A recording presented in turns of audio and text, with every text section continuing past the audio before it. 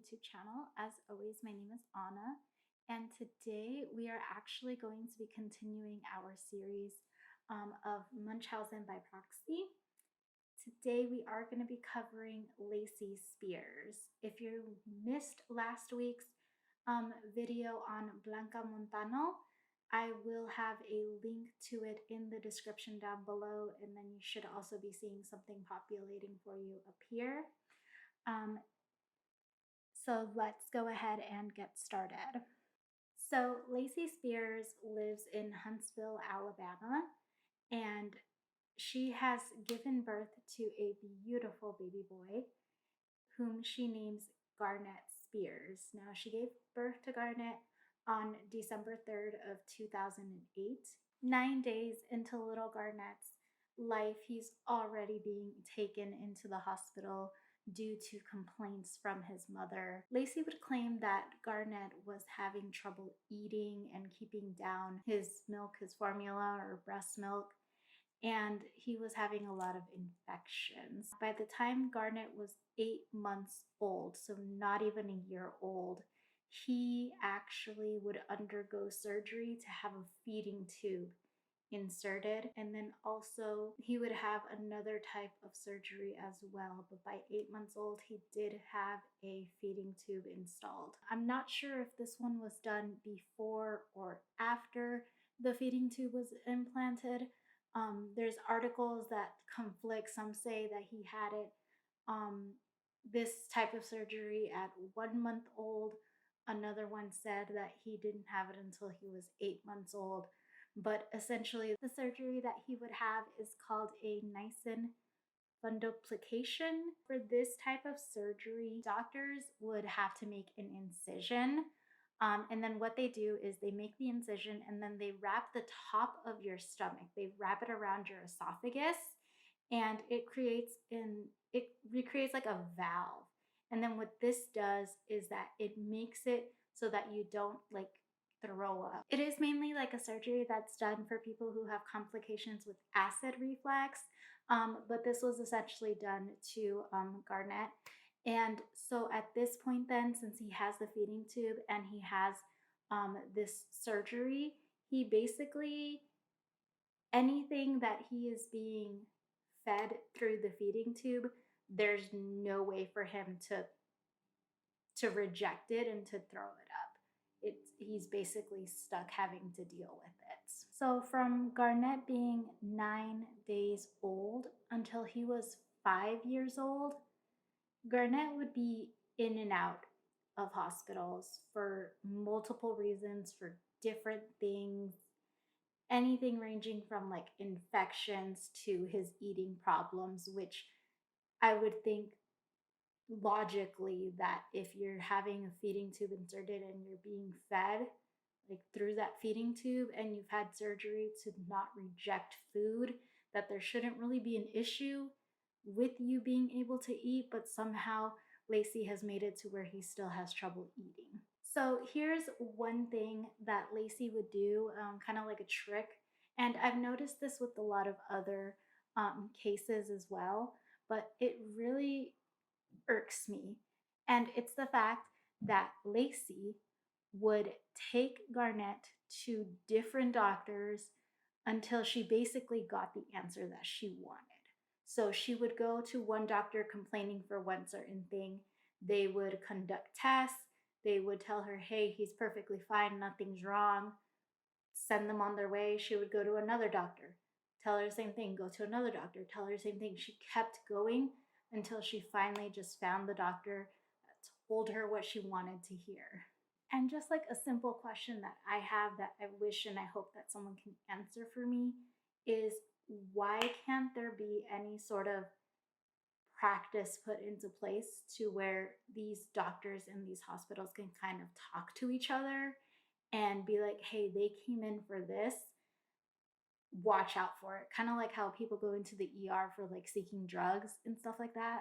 I don't know. I just think that that's something that should be implemented because it would definitely help catching a lot of this stuff, because these people are just bouncing around from hospital to hospital, from doctor to doctor to just get the the end result that they want so that they can continue to do this to their child.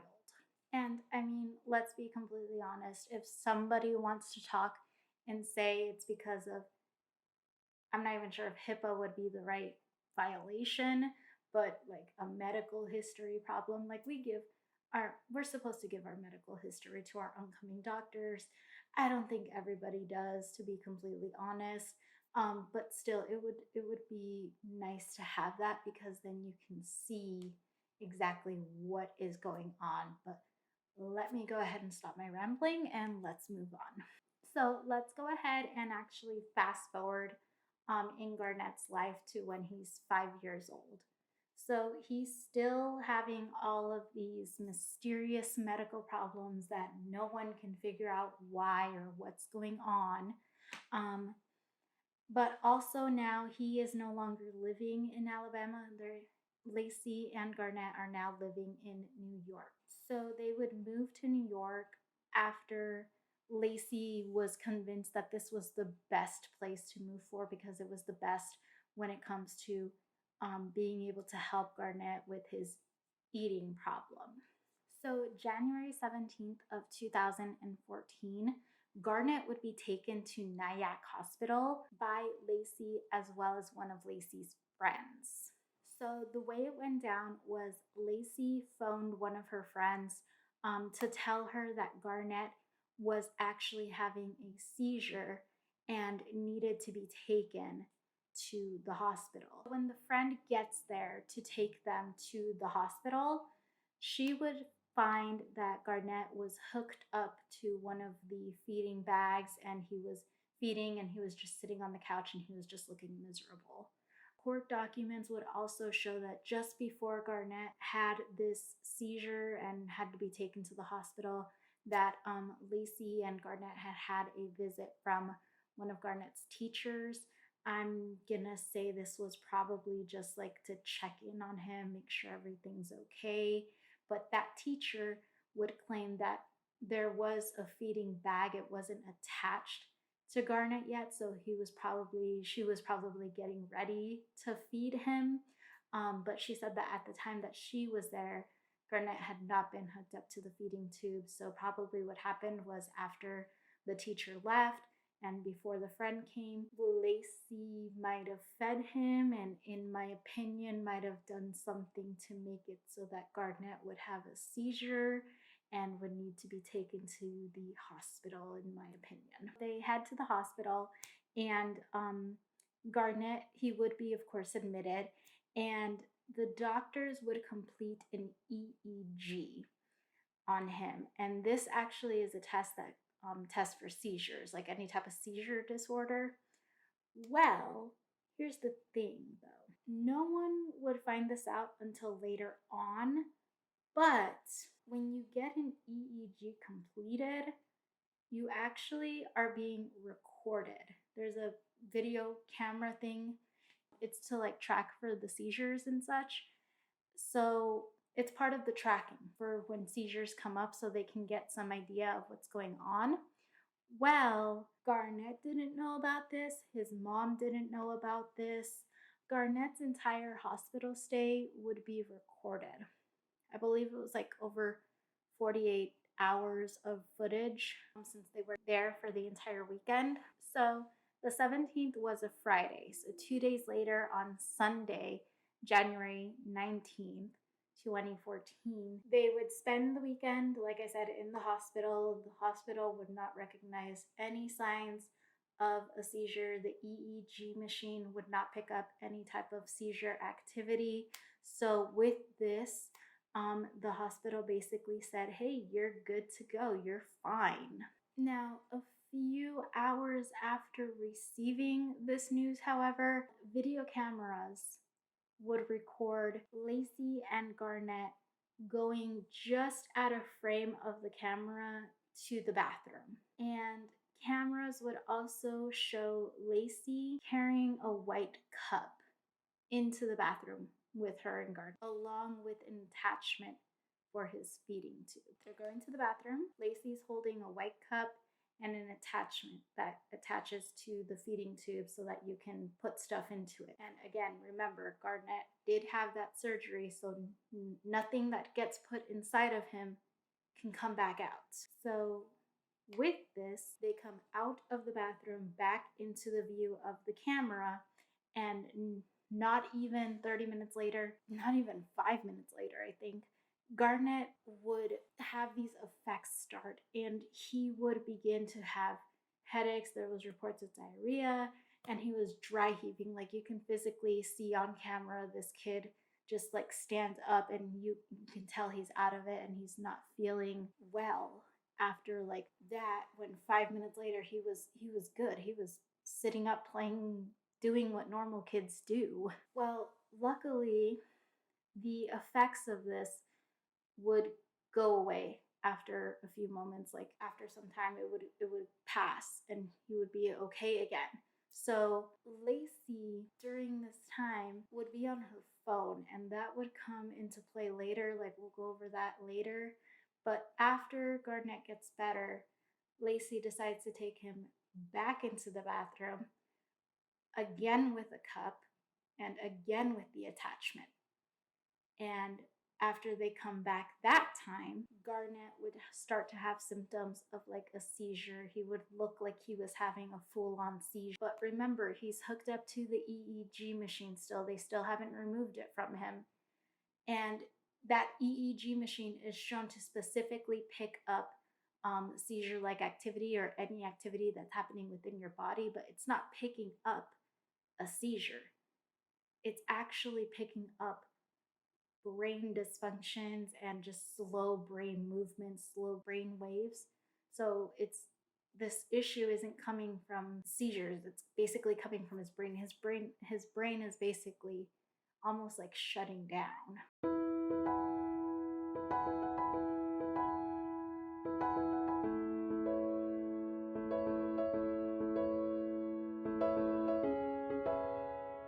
Garnett would need to be airlifted to another hospital. The hospital that he ended up going to was Westchester Medical Center. And there, the doctors would diagnose him with hypernatremia. And what that is it's basically a medical term for having a very high sodium in his system, in his bloodstream. And with having that much sodium in your bloodstream, it did go ahead and start to impact his brain function and his brain activity. After 2 days of being at Westchester, Garnett would suffer from fluid buildup, and his brain would swell as a result of this, as a result of the high sodium. And at this point, Garnett would be declared brain dead.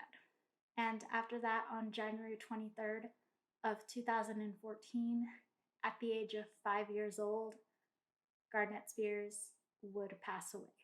Before we move on to the actual investigation, I do want to go ahead and touch on Lacey's activities during Garnett's hospital stays as far as like her social media goes. Now, from when Garnett was a baby to when he ultimately passed, Lacey would make Facebook and Twitter posts about him and his conditions, and just getting all of this attention from everybody who followed her, from everybody who was friends with her, sending their love, sending their sympathy, sending their support, all of that stuff that comes when you're posting about your child being ill. She even made a blog page, like a blog website, so that she could show it so that people could follow and look at updates that way. She called this blog post Garnett's Journey.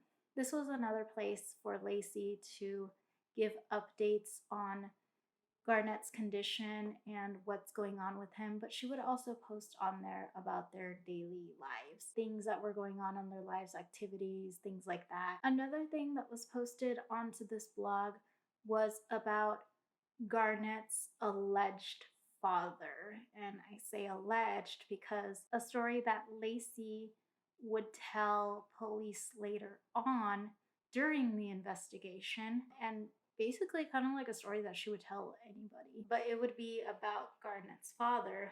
She would tell everyone that he had tragically recently passed away. She would call this father Blake, Daddy Blake, and she would say that he had recently passed away in a tragic accident.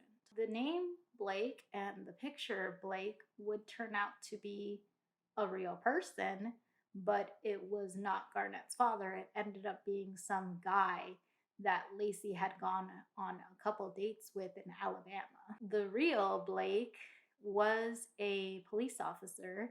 He was a deputy for the sheriff's office in Alabama. Lacey, I guess, used him as like a father. When police spoke with Blake, like I said he didn't know anything that was going on. He was like, hold up, I just went on a couple dates with this girl. It was nothing serious. That's not my kid. I don't know what you're talking about. I don't even want to think about what was going through his head when he's being told all of this stuff. Now, when police, obviously later, I'm thinking they would bring this to her attention, like, hey, why'd you lie about this? But she would basically tell them that she told people that this was the story that she gave so that nobody would question her about Garnett's father. I'm having trouble with this because of the fact that she, I guess, didn't want to be shamed for being a single mother. But during this time, it's 2014. During this time, being a single mother, it's kind of like pretty much people are, I don't mean to be rude, but I mean, to be completely honest, in 2014, there was a lot of single mothers going around, and everybody was either having to deal with a baby daddy or they didn't even have a baby daddy. So why are you being so ashamed of that? I just don't understand why you would go to that length to basically, I don't want to say pin a baby, but like to basically say, hey, that's my baby's daddy, when you didn't even do anything with him to begin with. But anyways, moving forward. So following Garnett's death, the doctors who were treating Garnett, they went ahead and made the decision to get CPS involved, since they did believe that the only way that Garnett could have gotten the symptoms that he got, the high sodium intake, was that somebody had to have given it to him. Somebody had to have injected him. There would be two separate investigations going on. Basically, the medical staff did their investigation. When they did their investigation, they said, okay, somebody had to do this. Let's get CPS involved. When CPS did their investigation, they investigated. They said, yes, we agree with you. There's no way that he got this on his own. Somebody was doing something. This didn't happen right away. Of course, it did take about 6 months after Garnett passed. Police would arrest Lacey Spears for the death of Garnett. She would be charged with second-degree murder and first-degree manslaughter. And her trial would begin, I believe her jury selection began on February 3rd of 2015. The defense would give basically the same story that every other defense in the series has given, that it was nothing more than a tragic accident. The mother had nothing to do with it. She really loved her child, and that it was the hospital's fault. And they also added that there wasn't ever really any hard evidence to show that Lacey had anything to do with her son's death, but I'm pretty sure that videotape is pretty damning evidence, in my opinion. The prosecution, they would basically say she did it for attention. They would say that she was getting a lot of attention from everybody, that she was enjoying it, she was getting all of these sympathy and likes and all of that from social media, and that she was just enjoying it. And they would also have evidence of internet searches that were being done by Lacey. So remember earlier when I said before she took him to the bathroom the second time, she was on her phone and the camera captured it. They captured her doing internet searches, and guess what they captured her doing internet searches for? Sodium poisoning, salt poisoning. The way that they figured this out was that they pretty much matched the time of the internet searches with the time code on the surveillance camera. So on the surveillance camera, they would see her on her phone at a certain time. They would match that with the internet search that was being done at that same time to show that it was an internet search for some type of sodium poisoning. She was literally in the hospital bed, laying next to her son, doing internet searches on how to basically poison him by salt. And of course, the most damning evidence of all was the footage that showed her taking him to the bathroom, that showed her having that attachment, that showed her having that white cup. For the defense to say that she was a caring mother and she had nothing to do with this is just hilarious at this point. So on March 2nd of 2015, the trial would end and deliberation would begin.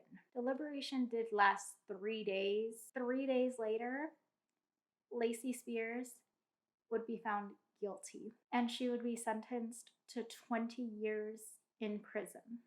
Not guilty or guilty? Guilty. Is this verdict unanimous? Yes. How could a mother ever treat her innocent child in such a callous, inhumane, and calculating manner? The state asked for the maximum penalty, the defense for the minimum, and the judge split the difference, mentioning for the first time the mental illness at the heart of the horror. One does not have to be a psychologist to realize you suffer from a mental illness, known as Munchausen by proxy.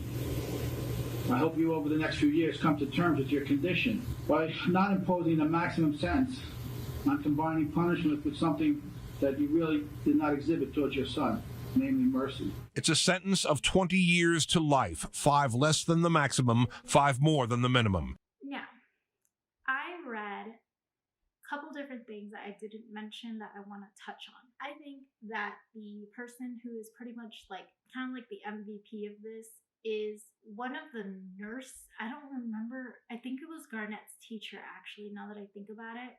But she had mentioned to officers when they talked to her that if he was on an EEG, there should be footage for it, because I guess she had something to do with nursing as well. But she was the one that made them aware of the camera to begin with.